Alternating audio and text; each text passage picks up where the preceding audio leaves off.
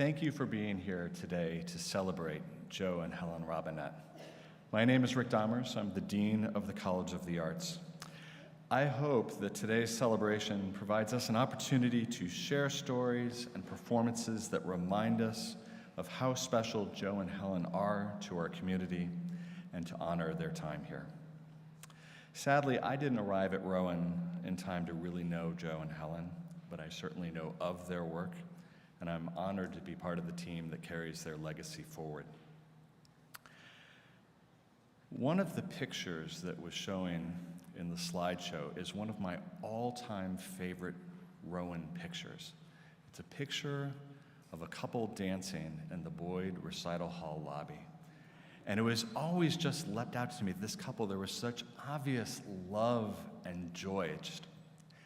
But it was only until this past year that I learned that that was Joe and Helen. And I love that picture even more, and I feel that perhaps I know them maybe a little bit better. I'm very much looking forward to today's celebration, so to get things started, will you please join me in welcoming our MC for today, my good friend and colleague, Professor Melanie Stewart.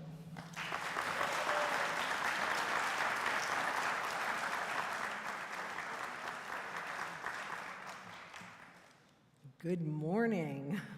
I'm delighted to welcome you today to this very special event, celebrating the work and lives of our dear Joseph and Helen Robinette. I had the privilege of working with Joe as a colleague in theater and dance for 30 years, having directed two of his plays, The Return of the Fabulous Fable Factory and The Return of the Fabulous Fable Factory and The Lion, the Witch, and the Wardrobe. I knew Helen as well, Joe's fantastic partner in life and work. I often thought of them as the Rowan's ultimate power couple, demonstrating their intimate bond and dedication to the arts, their family, and their faith. Dr. Joe was born in Tennessee in 1939 and raised in Jasper, Georgia. He loved to share that at 10 years old, he shared the stage with Boris Karloff, which inspired a lifelong love of theater. As an undergraduate at Carson Newman College, Joe combined his passion for sports and performance by serving as a sports radio announcer. He later completed a PhD at Southern Illinois University, where he met and married Helen, a native of Detroit, Michigan.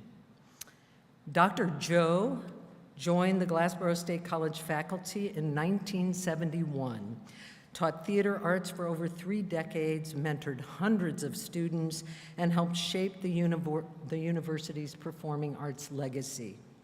He won numerous teaching awards, including the Lindbeck Distinguished Teaching Award. After performing in the USO after college and then giving birth to their 5 children, John, Anne, Michael, Christopher, and Andrew, Helen got a job as an instructor and advisor in the College of Communications at Glassboro State College, and eventually became the assistant to the Dean of Communication. Dr. Joe authored and co-authored over 55 scripts, including A Christmas Story, the musical, which earned a Tony Award nomination for Best Book of a Musical in 2013. He collaborated with E.B. White on the stage adaptation of Charlotte's Web and wrote versions of The Lion, the Witch, and the Wardrobe, Anne of Green Gables, and Sarah Plain and Tall. He adored basketball and baseball and loved to travel. You will hear from several distinguished speakers today and enjoy performance excerpts that will attest to Joe's immense contribution to the field of theater and to Helen's role as a creative and the pillar behind the man.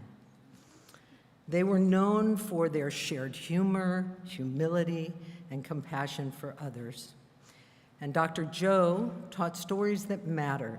Teaching is an act of love, and that the last 58 seconds of a basketball game can determine who wins.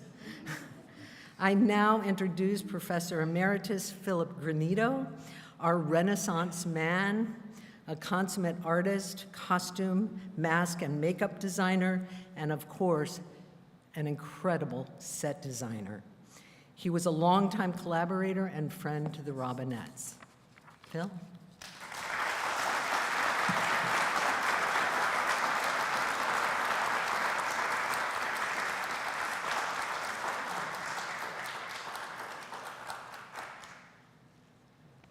I was a designer, not a writer, and not as good with words. So let me start by painting a picture. Imagine a darkened stage. Imagine a narrow window of light high up on the left side of the back wall. There you see a figure of a small boy open the casement and crawl through onto a toolbox below, and then jump down to the floor. As your eyes adjust to the darkness, you can see what looks like a machine, but made of arms and legs. The boy bumps into a pile of burlap, which suddenly rises up to uncover an old gentleman in overalls, who introduces himself as Aloysius A. Aesop. The boy has stumbled into a dormant fable factory awaiting a missing part, a moral maker. The boy, named Monroe, is good at finding the moral in any story. He is the part they need. With him, the fabulous fable factory comes alive and begins to churn out stories to the delight of young audiences everywhere. This is the magic of Joe Robinette, a playwright who repeatedly proved to us that there is something incredibly special about make-believe. In 1971, when Dr. Robinette joined Glassboro State College, we were a department of speech and theater, primarily focused on training teachers. Office space was scarce, 2 faculty to each office, and there were no typewriters. It was 20 years before we got computers. Instead, we had an endless supply of number 2 pencils inscribed, "The State of New Jersey, think and suggest," and stacks of narrow-lined yellow legal pads. Joe wrote all his early scripts with those think and suggest number 2 pencils, which he loved. He didn't use a typewriter. He told me, "I'm a writer, not a typer." I hope somewhere in the Rowan archives there exists at least one of those beautifully hand-printed drafts that he turned over to be typed. For the early plays, his wife Helen typed the finished scripts. Joe often told us that his theatrical career began at the age of 10 when he appeared as the boy in a production of On Borrowed Time with Boris Karloff as the grandpa. For 8 performances at the Penthouse Theater atop the Hotel Ainsley in Atlanta. I recently learned from Joe's son, John, that it was Joe's father who saw the audition notice for a boy to play the small part in the Penthouse Theater, and he encouraged Joe to try out. He thought his son was shy, and being in a show would help him talk to customers when he began to work at Dad's bargain store. Atlanta was a fur piece from home, and in 1948, there were no interstate highways. Dad drove Joe to Atlanta for the audition, and when he got the part, back again for rehearsals, each time. This was some special father. He didn't exactly get a son to take over the bargain store, but he planted a seed that would grow into a life full of theatrical bargains, topped off by the American Theater Wing's Tony Award nomination for Best Book for the musical A Christmas Story in 2013. His high school coach called Joe Bargain Store to differentiate him from another Joe on the team, and the name stuck. While he never took over Dad's bargain store, Joe developed into a very successful merchant of dreams. He was a retail playwright, imagining and staging stories in ways that pleased audiences both young and old, a craftsman of plays, a maker of magic, who knew his customers and aimed to please them.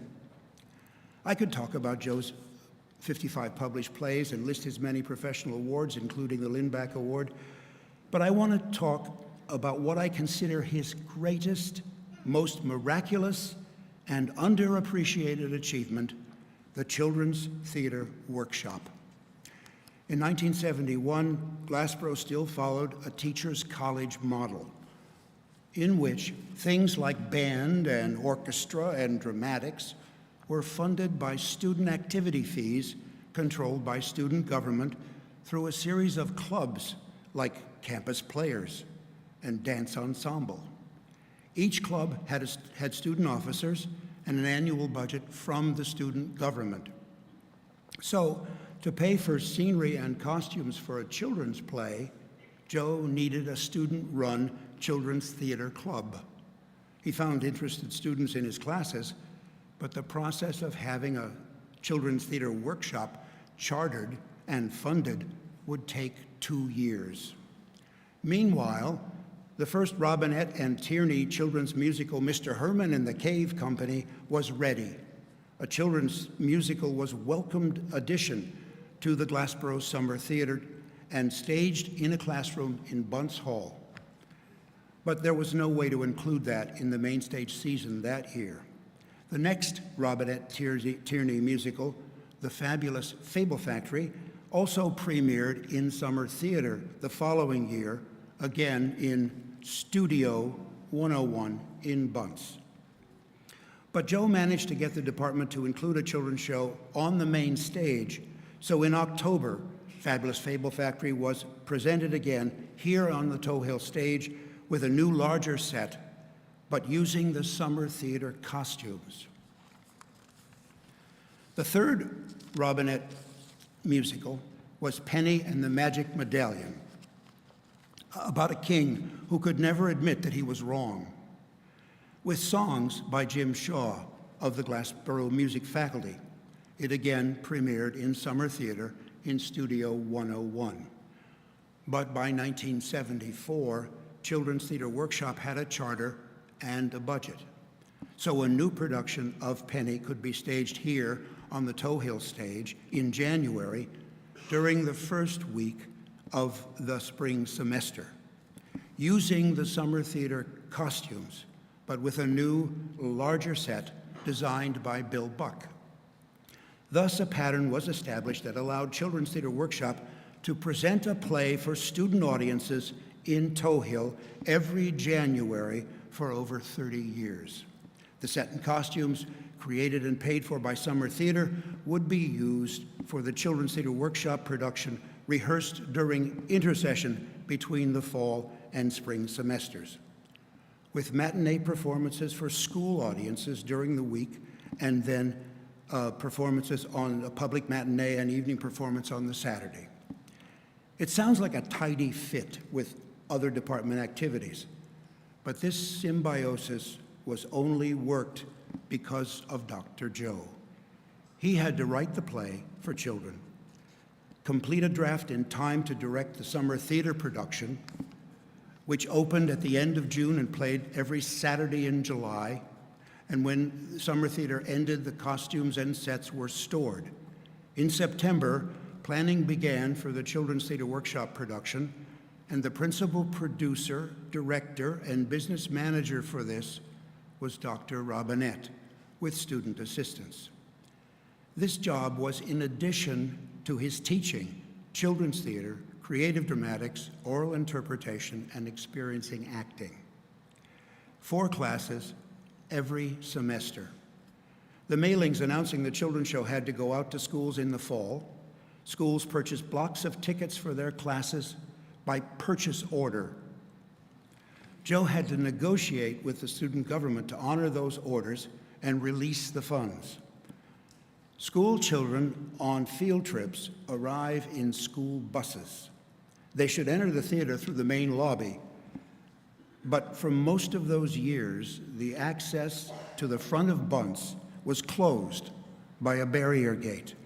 And every year, Dr. Robinette had to plead with campus security to open the gate to allow the school buses to unload their charges at the front of Bunce Hall. The buses were then sent back to a remote lot.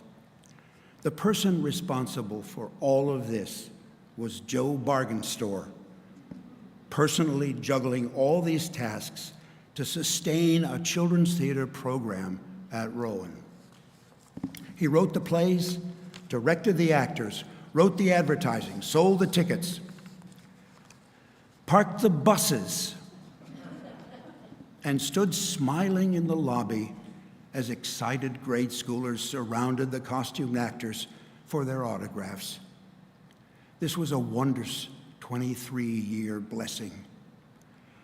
Glassboro Summer Theater ended in 1989 when the university refused to continue to discount the housing costs for actors and crew. For a few more years, a summer theater, children's theater, followed, staffed entirely by students. Joe's plays, Stuart Little, Beatrix Potter, and The Trumpet of the Swan, premiered here and were then remounted as intercession shows. But when the university decided that Toe Hill Theater should be rented out in the summertime, Children's Theater Workshop ended with a whimper. Thousands of South Jersey children experienced live theater performances in this theater, perhaps for the very first time because of Joe Robinette. Joe Bargainstore worked hard to make this happen, writing the plays and directing them, selling tickets and parking buses. While there is no American Theater Wing award for this, there should have been. Joe Robinette made magic. Thank you.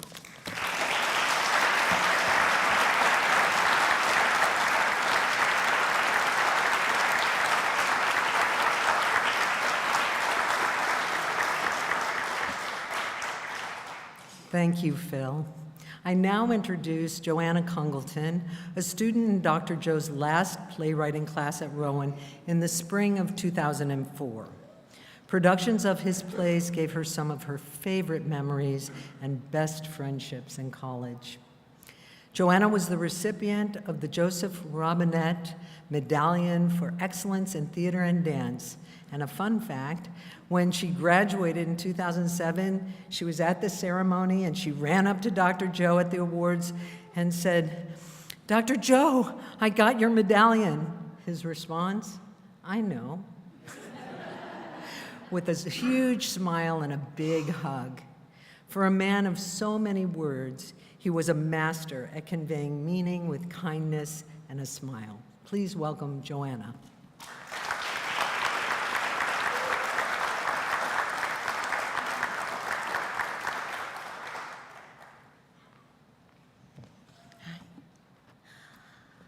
Today, I would like to share with you what I learned from Dr. Joseph Robinette in his own words.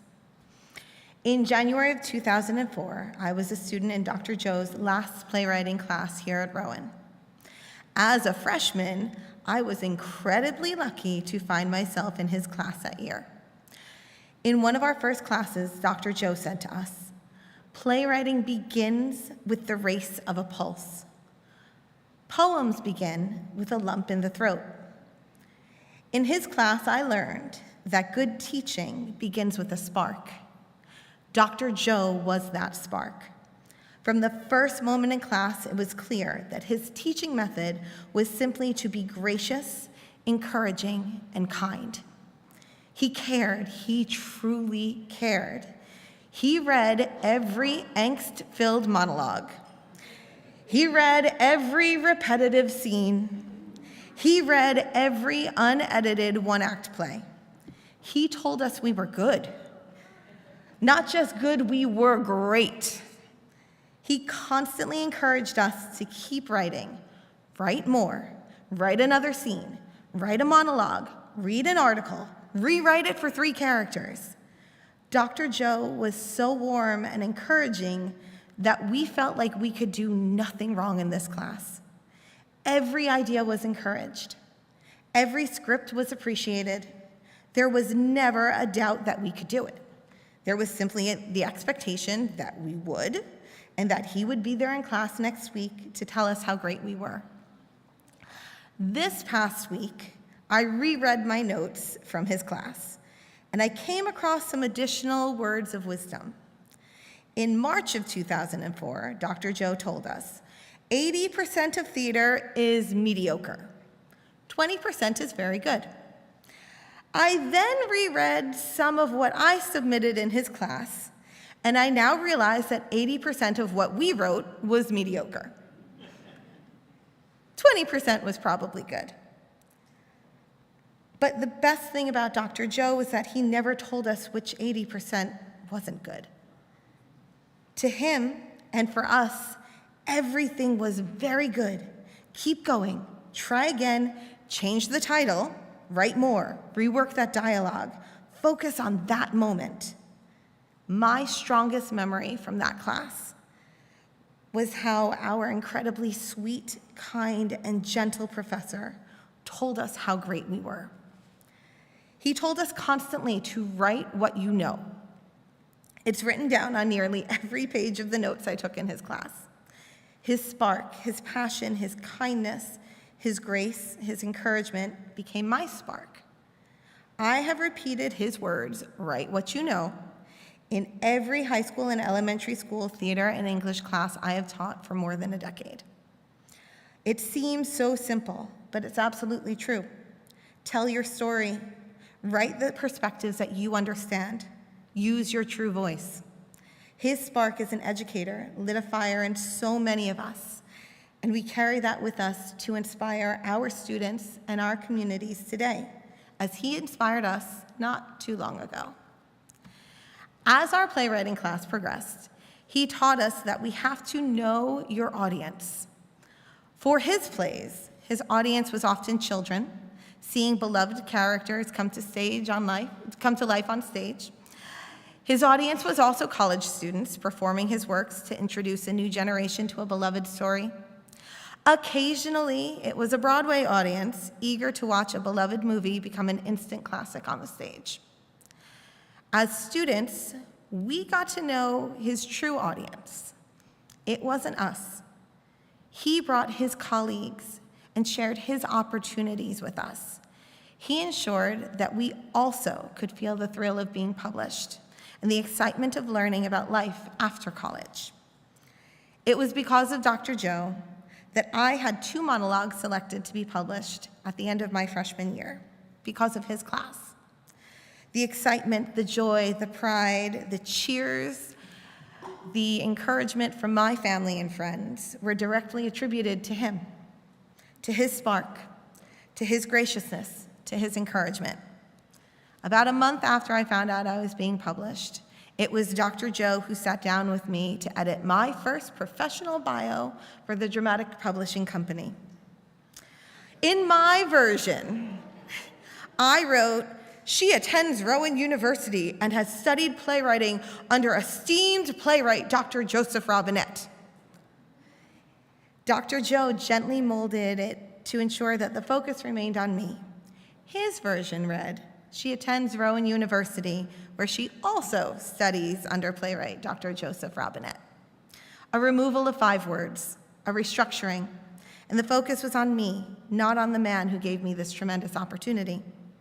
Again, it was his encouragement, his kindness, his gentle introductions that gave me a professional theater credit that I would have never dreamed possible.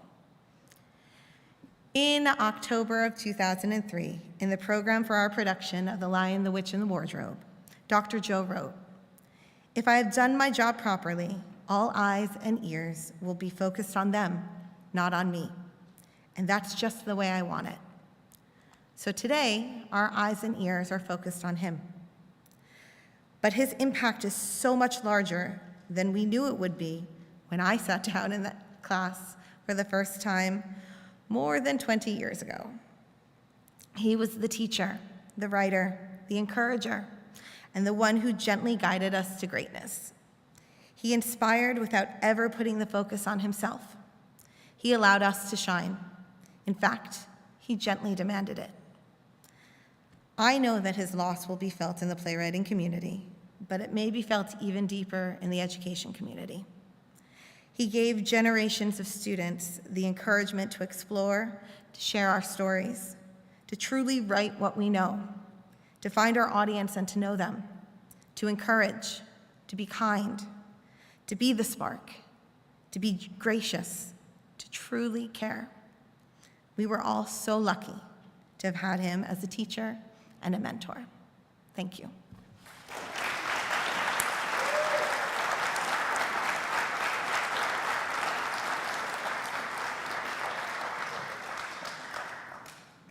Thank you, Joanna.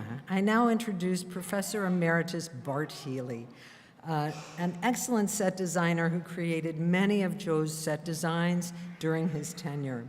As you look at the images behind us, projected, you will see both Phil and Bart's designs that brought Joe's artistic vision to life on the stage.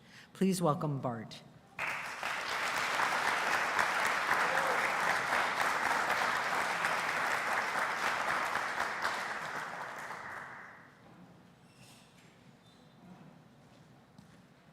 I first met Joe in the summer of 1973 when I was hired to design the sets for Glassboro Summer Theater.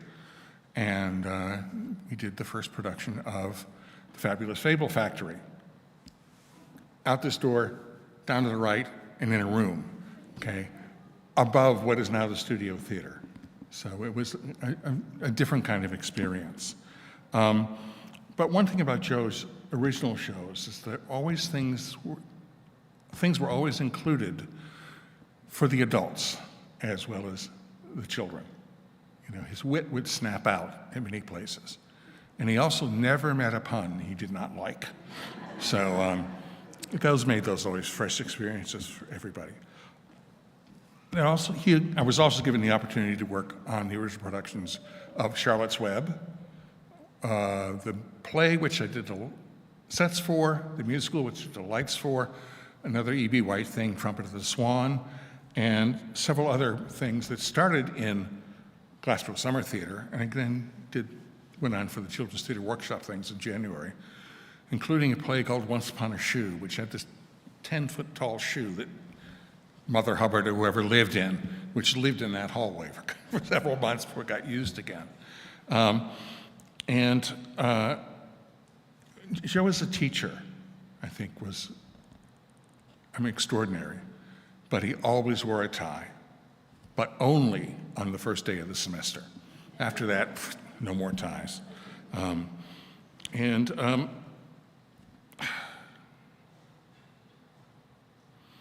He always wanted to go out and see people, work with people. At Foundation Theater, we did a thing called 10 Tall Tales, which was something Joe was commissioned to do by the New Jersey State Council on the Arts. So it's folk tales from New Jersey. And Joe came and talked to the apprentices who did the children's theater stuff for Foundation Theater. So they got to meet a real-life playwright, okay, and a real-life, nice, amusing playwright. Joe got his 15 seconds of fame when he got to do Christmas Story. And he, in a sort of self-disparaging way, would always make a joke that they changed the composers and lyricists a couple of times, okay? They never changed the book writer, never changed him, because he felt, in his words, that they always wanted someone working on the production who had seen the movie in an actual movie theater first. Okay? And sort of with the what goes around comes around thing is that at Cherry Hill West, our granddaughter Waverly was in a production of A Christmas Story, playing one of the children, the children's chorus. And so we told her that, the guy I'd worked with had written the book for it, okay, and got nominated for a Tony. And she was like so impressed. It hadn't occurred to her before. So, and Joe did make his Broadway debut at the age of 73, better late than never. And he did get his 15 seconds of fame because he was nominated for Best Book. And looking at the Tony Awards, and they go around and they give an image of whoever's nominated, and there was that like 15 seconds of Joe and Helen waiting to hear the announcement for the award. Sorry he didn't win, but that's okay. Also, Joe taught at the Cape Cod Writers Conference one summer, and he brought Helen and I don't know how many kids along, okay? So this is Cape Cod, that's Falmouth, that's Provincetown. The Writers Conference was in the Hyannis Barnstable area, okay, and my parents had a place in Eastham, here. And my brother was cooking at the Eastham Lobster Pool.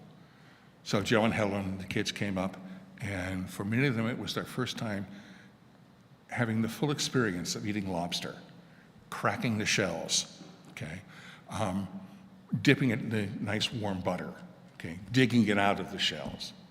So I was at the other end of the table. I'm not sure about all the details, but I'm sure it was a gastronomic experience doing that, okay?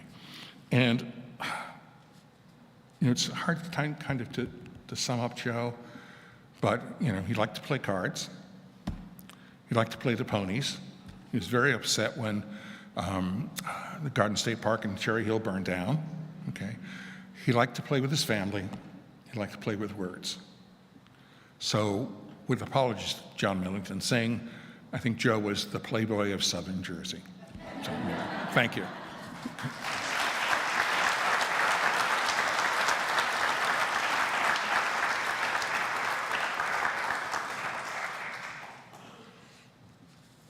Thank you, Bart. Fantastic.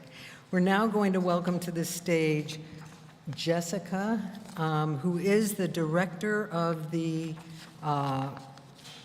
musical theater program here. She's the musical director for the musical theater program and is a wonderful mentor to our students, and who will sing a selection from Dr. Joe's Tony-nominated book for A Christmas Story. Please welcome Jessica.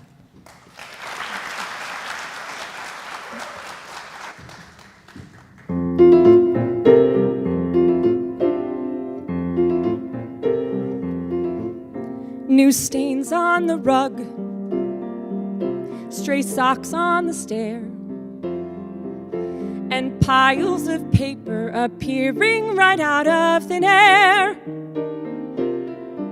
But the sheets have been washed, the pants have been pressed, the floors have been scrubbed like a woman possessed, and we're steady and stable, a meal on the table each evening, because that's what a mother does.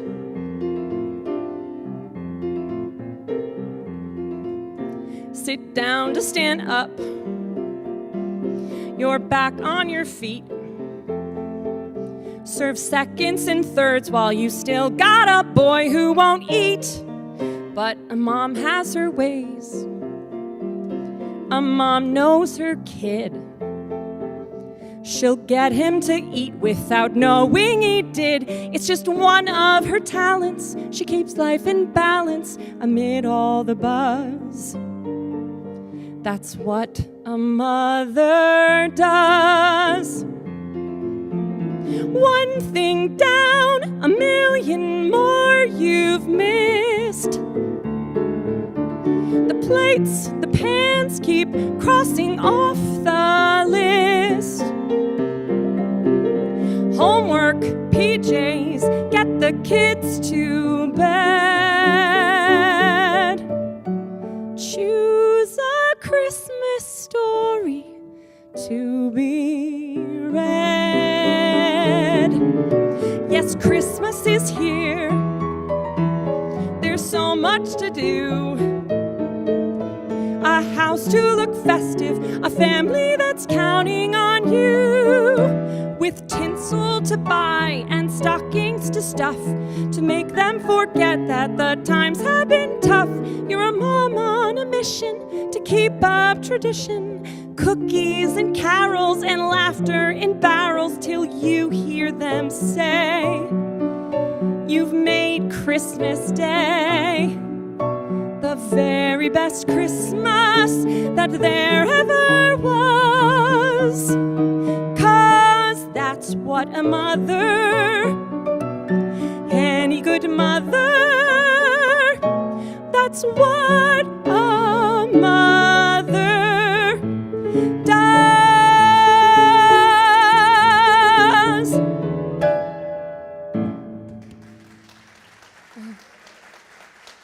Thank you.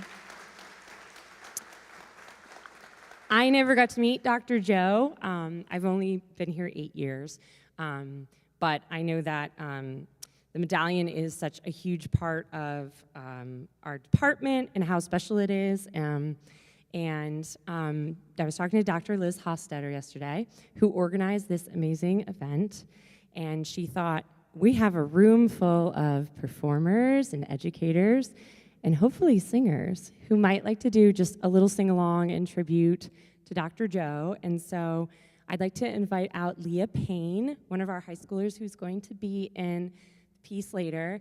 And we were wondering if you would sing a section of For Good from Wicked with us. Sing loud.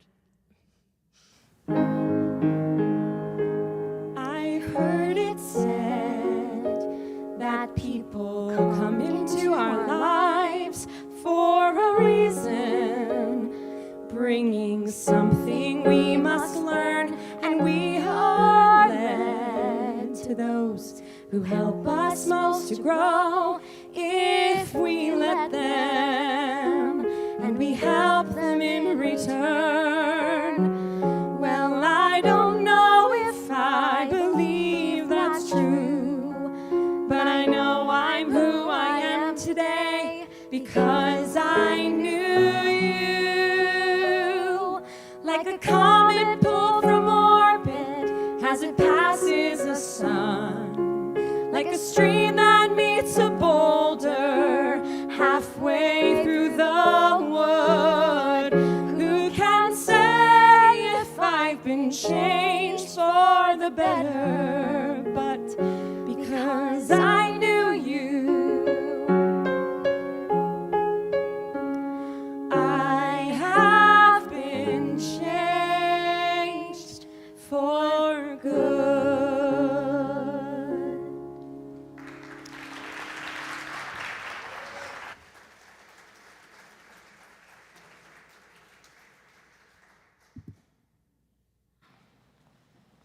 Thank you, Jessica Arnold. Fantastic.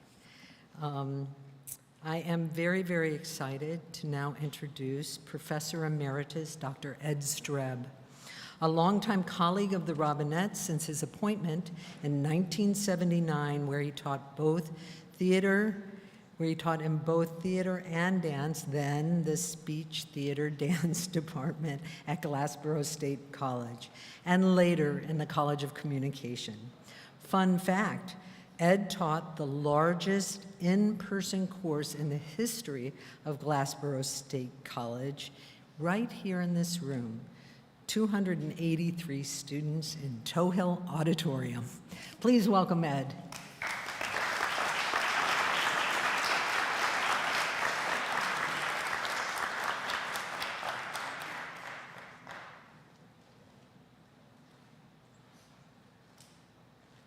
How could you be in a theater and not bring props? When my good friend Joe Robinette decided to write the book For a Christmas Story, the dramatic stage presentation, a story that features a demented department store Santa who is despicable and evil, little did Joe know that today an actual department store Santa would be on hand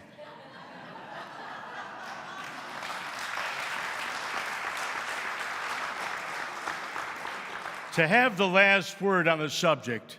But please don't be alarmed. I'm a benign Santa.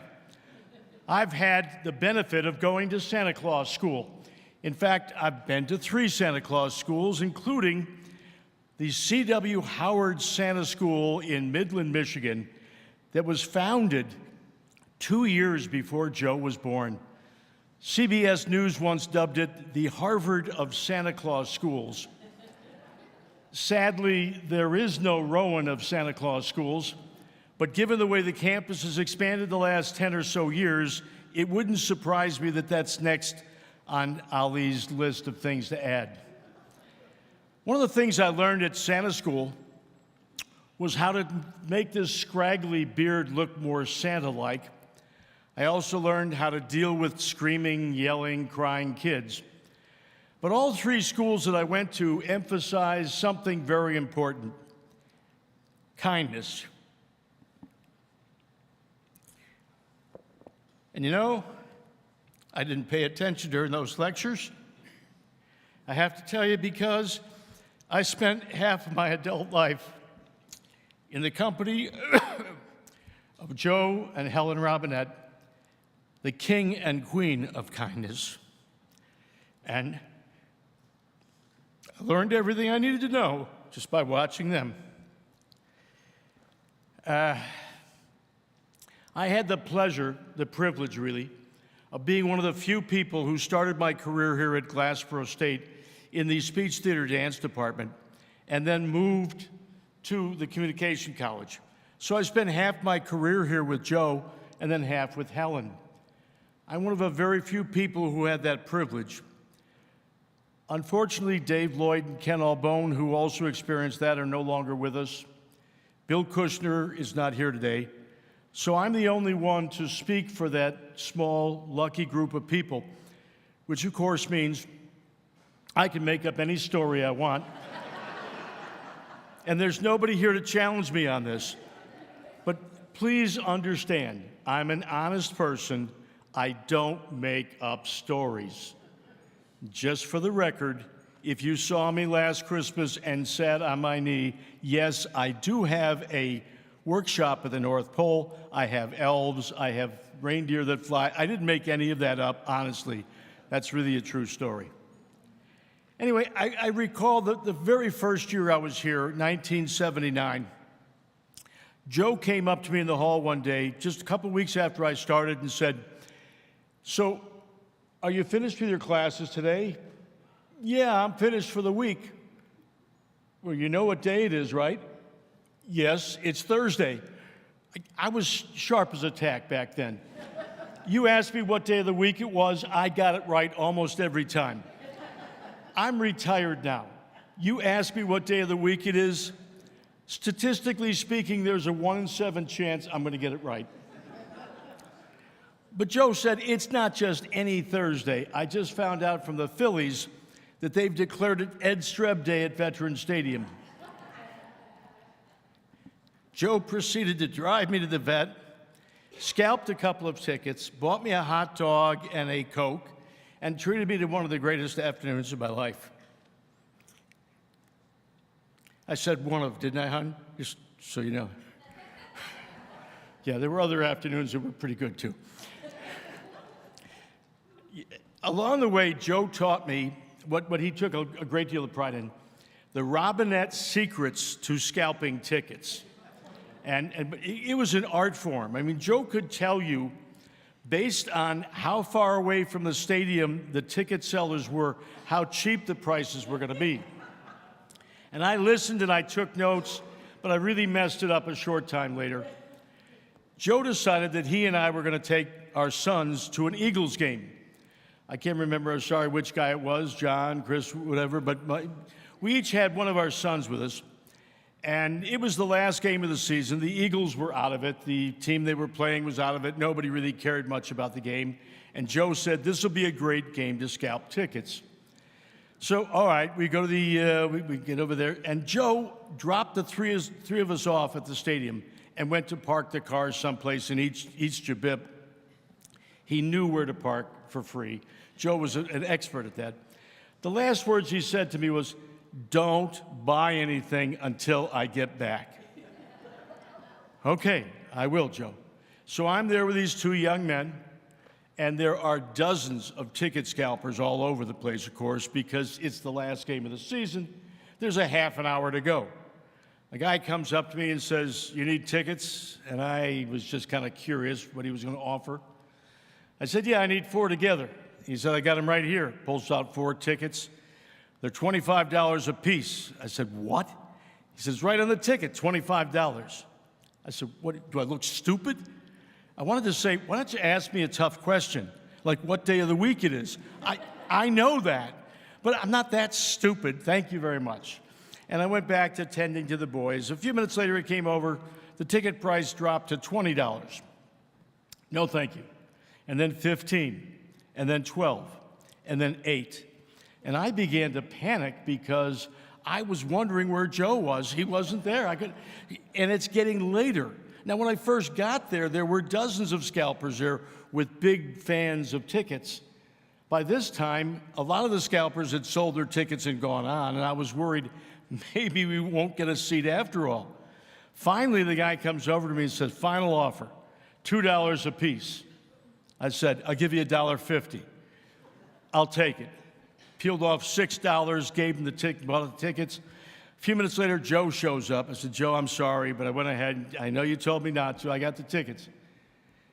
Joe sighed. What did you pay? I said, $1.50 a piece. He looked at me and said, you paid way too much. We never spoke of that again. Joe was too nice. I mean, what kind of guy drops you off? If I had been driving, we would have all walked from East Jabip. Joe never said anything about it again. And I always thought I'd let him down because the first rule of Robinette scalping was always do what Joe says. Joe was also responsible for inviting me to play poker with a group of people from speech, theater, dance, and communication. And for the next 20 years, I had the privilege of playing poker almost every week with a bunch of colleagues. It was an extraordinary activity. Now, to be honest, I have to tell you this. I know for a fact that I went home more often with Joe's money than he did mine. And I used to think that it was because I was a better poker player, or maybe I was luckier. But as I began preparing this speech, I thought maybe it was just Joe's way of treating a junior college colleague who was underpaid and letting me thrive a little bit. Anyway, enough about Joe. We've heard a lot about Joe all day. Let me talk about Helen for a few minutes, because while Joe was what marketing people call high visibility with an international reputation, Helen was working in a small windowless office over in what used to be the elementary school. Helen's job, she had the title of assistant to the dean at one point. She was actually the departmental, then the college advisor. What that meant, essentially, was that Helen was there to certify that students had completed the requirements to graduate. And it should have been an easy job. The way things worked, faculty advised students for the first 3 years to make sure they were taking the right courses, getting the right grades. Senior year, they went and saw Helen. It should have been simple. You took A, B, and C. You still need to take D. You got this GPA. You need a 2.5 GPA in the major. You're fine. If you complete your courses this semester, you will graduate. But it was never that simple. So many students advised themselves and didn't do a good job. So many students claimed they couldn't find their advisors. They were never in their offices. And that was true to some extent. Today, believe it or not, faculty members no longer advise students because there were so many complaints about faculty members not being available to advise them. And so by the time they got to Helen, the number of students whose entire transcript was messed up was just absolutely astronomical. Helen had, in many ways, as much of an impact on those people's lives as Joe did. And Helen was also known for her legendary kindness. Here's somebody who had an open door policy, and because it was an open door, and because her office was right near the mailboxes, I could listen in and observe every now and then what she was saying. Helen offered a shoulder to cry on for those students who were told, I'm sorry, you're not graduating this year. You messed up. Helen also listened to students and sometimes gave the motherly lecture about what the heck are you doing, squandering your opportunity here. You got to buckle down and do this. Helen raised 5 kids. She was a den mother. She had experience. She treated each one of these kids as if they were her own. You could tell Helen's impact if you went to graduation someday, and after graduation ceremony was over and people were going on their way, a department chair might get a nod from a passing student. A favorite faculty member might get one of these. But the hug line was over there with Helen.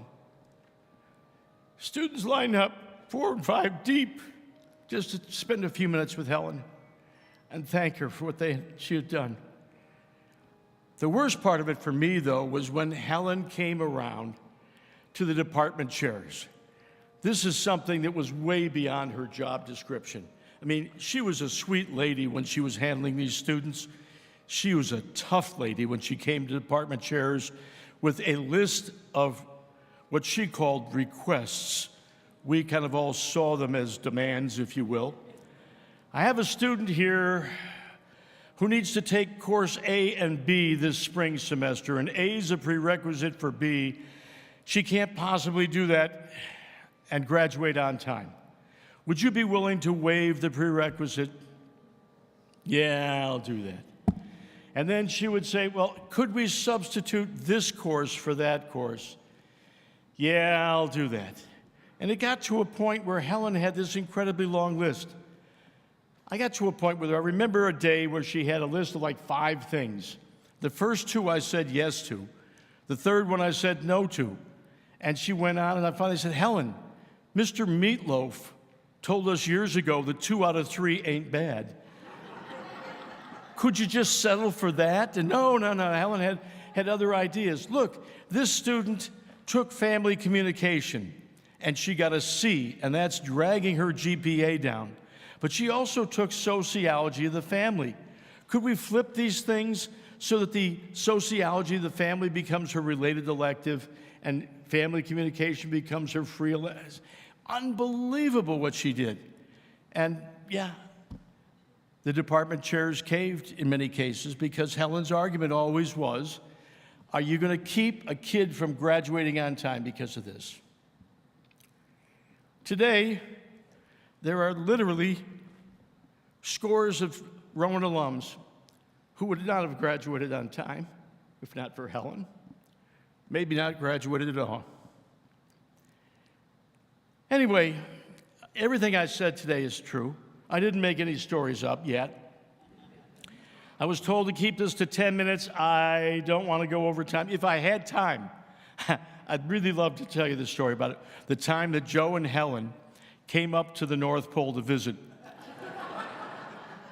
And the elves, of course, wanted to greet them, so they're putting on their production of Fabulous Fable Factory. One of the elves playing the part of the lead, Monroe, was notoriously on the naughty list, and before the show started, he changed the lyrics to the opening song. They were now R-rated. Fortunately, the production was all in the Elfkin language, so Joe and Helen had no idea what was going on here. But the elf mothers were all sitting there, like this with their kids, not letting them. It was just anyway, I don't have time. Come and see me in Holly Bush, and I'll give you all the details of that. It was a funny but terrible event. Let me end with this if I can. I've often thought that the Higbee department store Santa Claus would have been a better Santa if he had gone to Santa school with me. But he would have been a better person if he'd hung out with Helen and Joe for a while. And can all of us here today say that our lives are better, that we are indeed better people, because these 2 kind, wonderful people were part of our lives? Thank you very much.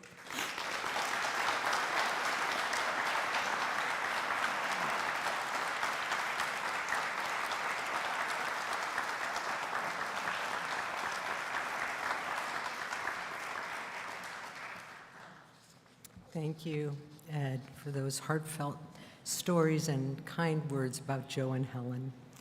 We now welcome to the stage Lane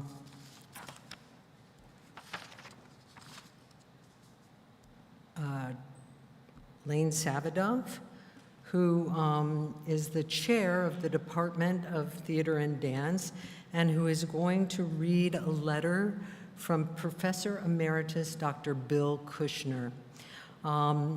He was the chair of the department when I was hired here in 1984, and was extremely generous and kind department chairs, giving very elaborate gifts to each faculty member at Christmas or for the holiday.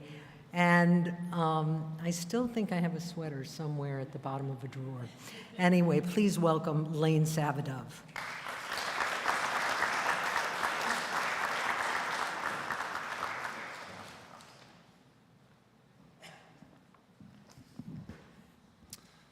A letter from Dr. Bill Kushner. Meeting Joseph Robinette for the first time was a fluke. Joe met Mike Kelly when we were all at a Speech Association conference in New York. Joe, who was seeking a position in theater, accepted Mike's invitation for an interview on the Glassboro campus. That evening, completely by chance, we met again at a Broadway theater. The Speech and Theater Department had arranged a field trip for students to see Paul Sills' Story Theater. Joe and his writing partner Tom Tierney had purchased balcony seats at the last minute because they were starting work on a similar project. We had an extra ticket in our block of seats and invited Joe to join us in the orchestra. Joe told me about his invitation to interview at Glassboro State, and I invited him to stay with us in Cherry Hill. The rest is history. Many years later, Joe wrote the following, which I quote verbatim. "Dear Bill and Helen, it's all your fault. On a balmy weekend in 1971, you provided bed, breakfast, and moral support to a callow graduate student who was seeking employment on the East Coast, or the West Coast, or Mid-America, or Brazil, or Zaire, or anywhere. While New Jersey wasn't at the top of his wish list, it ranked 143rd, your warm cordiality gave him a new view of the Garden State and saw him safely through the interview process at Glassboro State College. Joe slept on a sofa in our den. I did make a small wooden plaque which read, Joe A. Robinette slept here, which I placed on display when needed, but can't seem to find it now. We all marvel at Joe Robinette's national and international successes. We all praise his many contributions to the theater department and the university, and we all cherished how he enriched all of our lives. Let me share with you a few things that not everyone knew about Joe Robinette. Of course, we knew that Joe appreciated all sports, including horse racing. One day, Joe came into my office singing a phrase from the musical Guys and Dolls. He sang, I've got a horse right here, his name is Paul Revere, He was carrying a racing form. He leaned over, his finger under a name, and he whispered, Bill, there's a horse right here, and his name is Professor Joe. Third race at Garden State Park, we can still make it. We took off in Joe's car. I knew we both had to be back for something that afternoon, a rehearsal or a class, but we had a few hours. Joe drove. This was before 295. We went past the pig farms. Traffic was heavy on Route 70. We got to Garden State 10 minutes before post time. Joe dropped me off at the gate. He gave me $2 single and said, run, the odds are good, Professor Joe. I ran. There were 4 or 5 cigar-smoking guys in the front of me. I don't know I believed it would have helped if I had said, please let me go first. Professor Joe gave me $2 to put on Professor Joe. I got to the gate, I held up the 2 bills and began, $2 to win on and the iron gate snapped shut. Joe had parked, he saw me holding the bills. I didn't make it. Oh, you didn't make it. Let's run down to the track, we heard. The horses are approaching the starting gate. They're off, they're making the far turn. Well, Professor Joe came in last. You are familiar with the Robinette chuckle and smile. He said, well, Bill, we saved $2. Well, we eventually lost that and other bills before we left that day. A few months later, the Garden State track burned down. Joe came to me and said, Bill, I had nothing to do with the fire. Most of us knew that Joe was a good basketball player. You may not know or remember that the speech theater department challenged the phys ed department to a basketball game. It was held as a charity event between semesters. Dick Mitchell and Ed Wolf, in appropriate attire, were the referees. Fouls and laughter dominated the game. Of course, the phys ed department won. But Joe Robinette was our high scorer. Everyone commented on Joe's hook shot. There was another sports challenge. We met the business school for a softball game. The infield was covered by Gruppenhoff at second and Robinette at first. That game we won with Joe Robinette's double. Permit me to share one more memory. On a few occasions, Mike Kelly, Joe Robinette, and I would drive together to conferences. Limericks were employed to pass the time. Whenever we would spot a sign on the New Jersey Turnpike that had possibilities, Joe would accept the challenge.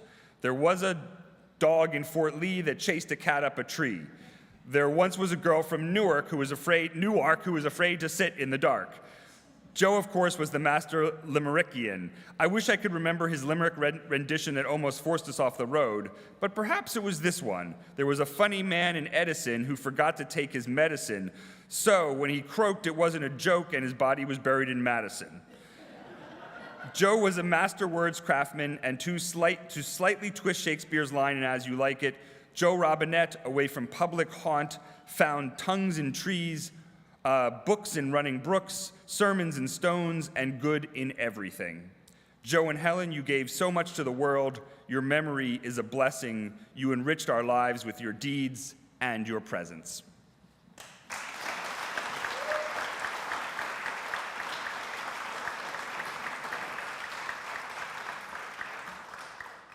Thank you, Lane, and thank you for your message, Bill, from afar. I now will introduce you to Bob Zazzali, who retired from Rowan University Glassboro State College in 2020 after working for nearly 47 years as an administrator, with his last position being Senior Vice President for Administration. He talked about Helen as a go-to person who was a true student-centered problem solver. Regarding Joe, he had the distinct privilege to act in several of his original plays and shared so many wonderful and funny times. Through it all, he's blessed to call both Joe and Helen his dear and valued friends. Simply put, above their obvious talent and skills, they were genuinely wonderful people. A fun fact, many decades ago, when Joe and Bob needed to find some solace, they'd pay a visit to the Colonel, a very cheap brand of bourbon. Please welcome Bob Zazzali.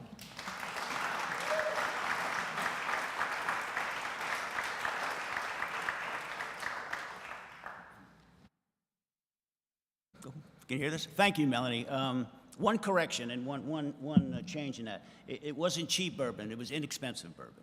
Just so you know. It's great to see so many longtime friends here, but it's really great to see the family. This is really a special day, and it's great you came, and it's great everybody came. I started here I should say one thing first, too. 47 years at Rowan, 6 years retired. Forget the math. I'm closer to 80 than to 70. So let's just leave it at that. I see people trying to calculate. I came here a little bit after Joe, 1973, and Joe was 71. I was a student here too, so I knew Joe not only as a professional but as a student. And I think I met Joe before I appeared in one of his plays at a sporting event, and we got along. We kind of, he reminds me of an older brother with his sense of humor. So Joe and I really clicked. I'm here to talk about Joe, and I'll talk about the humorous times with Joe, but it's hard to talk about Joe without talking about Helen.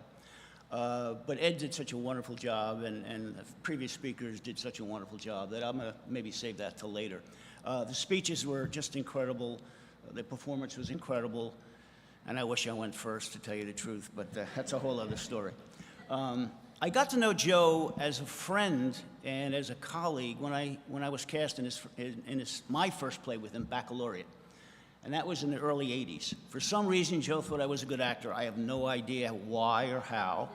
I'm not a professional actor and never was, so I may talk a little bit about acting with Joe, but it's embarrassing, particularly with like Carl German and Mary D'Arcy here, who are true professionals, but bear with me with that.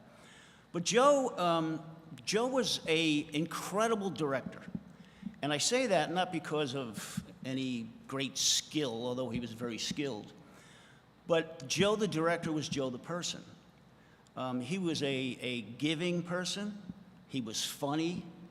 I never saw him get mad or angry. Now, that's pretty remarkable. Those who are actors in here who work with directors, I mean, I've worked with guys who you got to hold them off from punching people. They're hitting the walls with hammers. Joe was just even keel, and he never lost his temper. But he was firm. He was clear in what he wanted to do. They were his plays, and he told us before each play, he said, I wrote this thing. Excuse me, I wrote this thing. So every sentence, every word means something. So say every sentence and say every word. Now that was, for some people, intimidating, but then he followed with saying, if you think it's not quite right, or if you have a better word, just let me know and we'll see what we can do. And Joe did that very often. He actually more corrected himself more than we corrected him, because he said, that's not working, let's try this. But Joe was just a wonderful, wonderful director, and a truly, again, it was his personality. He was not a different person as a director than he was as a person. The second play, which was about 10 plus years later, was Red Tie, Green Tie. And Joe asked me to be in that play. In all honesty, I didn't want to do it. And the reason why I didn't want to do it is actors, it's hard work. I mean, I just didn't want to memorize the lines. I didn't want to have all the rehearsals. And I said, Joe, I'd do anything for you. If you tell me you need an arm, I would ask you which one. You know, you're that kind of person to me. But I just don't really want to do it. And he said, Zaz, the main character is a fictional part of me, and I want you to play that role. I'm going to say no to that? Of course. And it was a wonderful experience. It was just a guy who loved doing what he was doing. He was serious about it, but he never took himself seriously. He would laugh at himself. He would make others laugh at each other.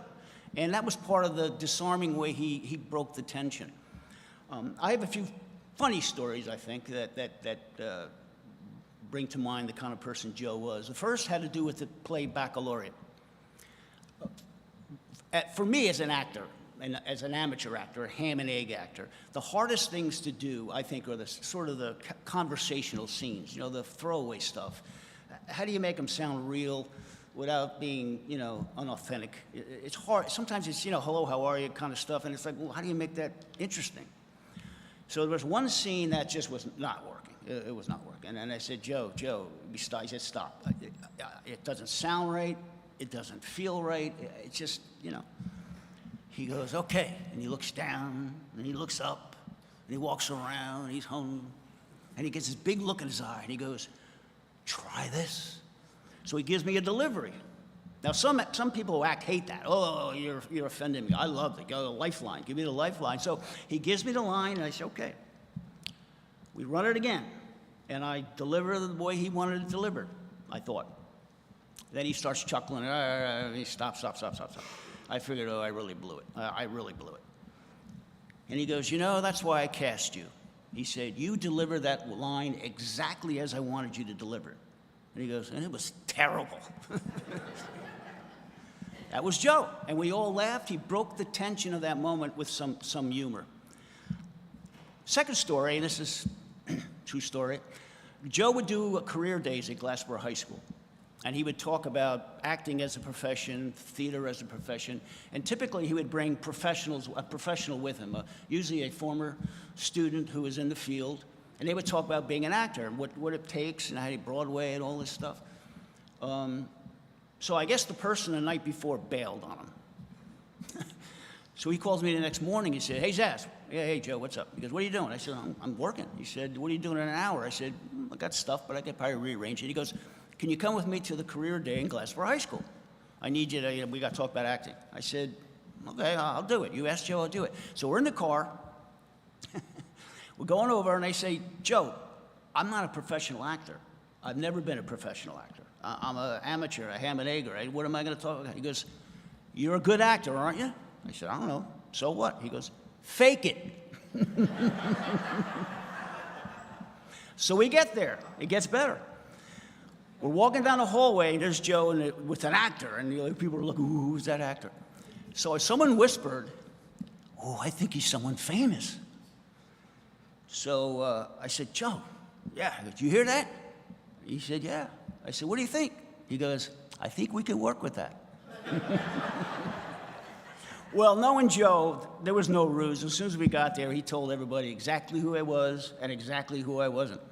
But we carried it off, and Joe did a great job. The last bit of humor I will talk about was a term he would call me the dirt dauber. Now, I grew up in the New York metropolitan area, Jersey side. I don't know what a dirt dauber is, frankly. I never heard the term. I thought it was kind of a southern term of endearment.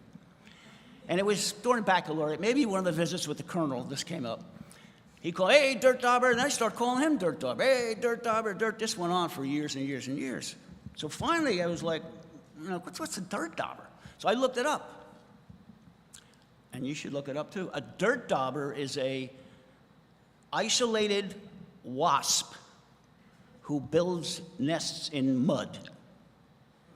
That's a dirt dauber. He was calling me that for 20 years. Dirt dauber, hey, dirt dauber. So last phone call I had with him before he retired, I saw him after that, but last phone call, I called him up. I said, Joe, Zaz. I said, I looked up the term dirt dauber. He said, yeah? I said, I'm not a dirt dauber. You're a dirt dauber. And before he hung up, he said, Zaz, I love you too. I will close with a word about Helen a bit. These pictures are amazing, by the way. I don't know who, Rick talked about it. These are just amazing pictures. Helen and Joe were a team. I mean, they really were a team. And it's hard for me anyway, to imagine them separately. When I went to the viewing at the church last May, I thought it was very fitting that it was a joint ceremony, a joint service. It just seemed so fitting. And I don't know if any of you had a chance to read the obituary in Legacy, Joe's obituary.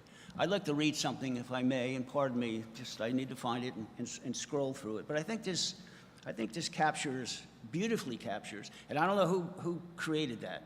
If it was someone in the family, I'm sure, but it really, the whole bit is really just simply marvelous. But I'd like to read this because I think it sums it up very nicely. If I may, and now it's coming back again.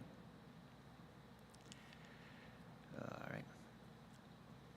In a poetic twist, his beloved wife, Helen, died less than 24 hours after his death. Their passing so close together stands as a final testament to a lifetime of devotion and a clear message from their generation that beyond every great man is a great woman. I only have one clarification to that. Beautiful, beautiful piece. And I think I speak for Joe and Helen. I know I speak for my wife and me, 54 years. God bless you. Mary and Carl. I don't think Helen was ever behind Joe. I think they stood side by side. And that's how I like to remember them, side by side. Thank you.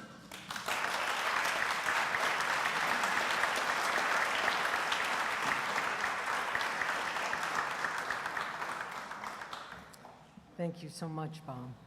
We now welcome to the stage the students from Williamstown High School who will perform an excerpt from Charlotte's Web, directed by alumnus Natalie Donosi and Maggie Quinlan O'Connor. Please welcome the students to the stage.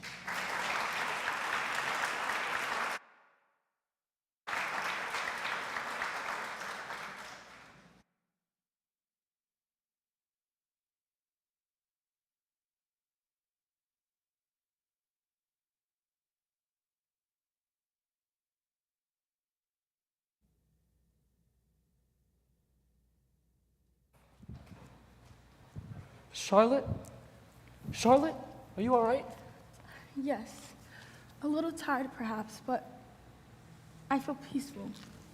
Now that I know you will return to the barn, Wilbur, safe and secure. Oh, Charlotte, why'd you do all this for me? Never done anything for you. You have been my friend. That in itself is a tremendous thing.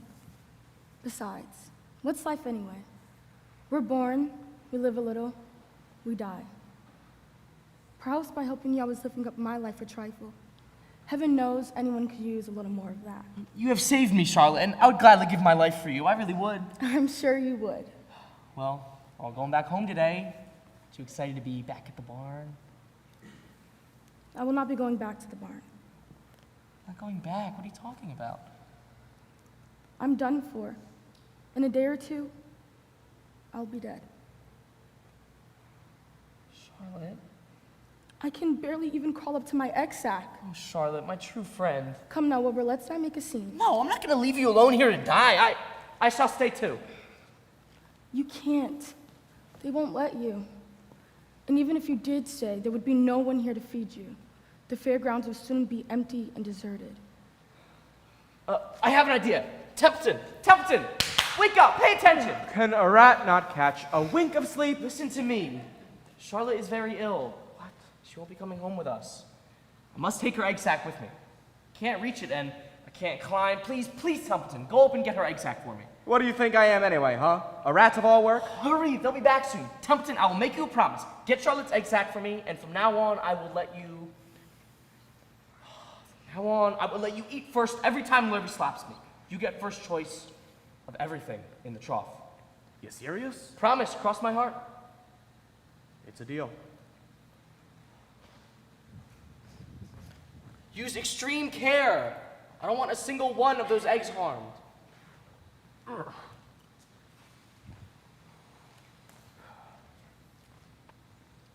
Farewell, Charlotte. Old friend. Charlotte, I'll protect them with all my might. Thank you, Templeton. Now you better run back to the truck and hide under the straw if you want to ride back home. You bet I'm getting a ride back home, now that I get first choice of the slop. Charlotte.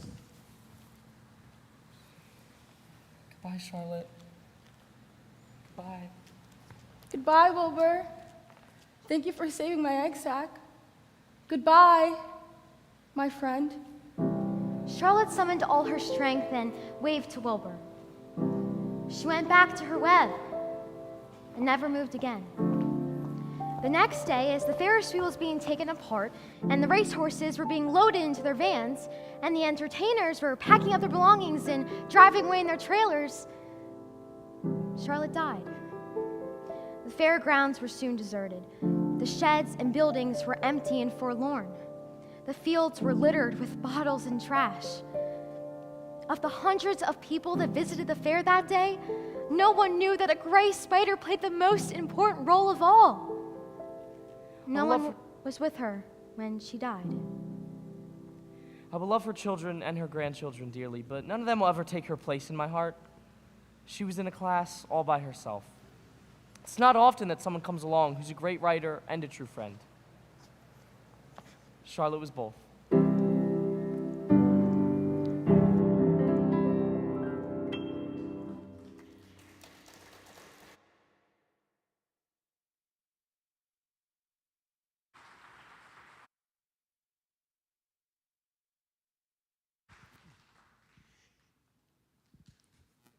That now ends the formal part of our program today. I would like to give a special shout out to Dr. Liz Hostetter, who organized this event. Thank you, Liz.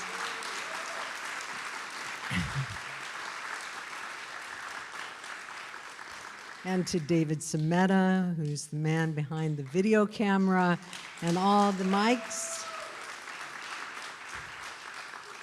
And Robert Thorpe, our lighting designer, Custom Deluxe. And the students who are supporting us today. Thank you so much.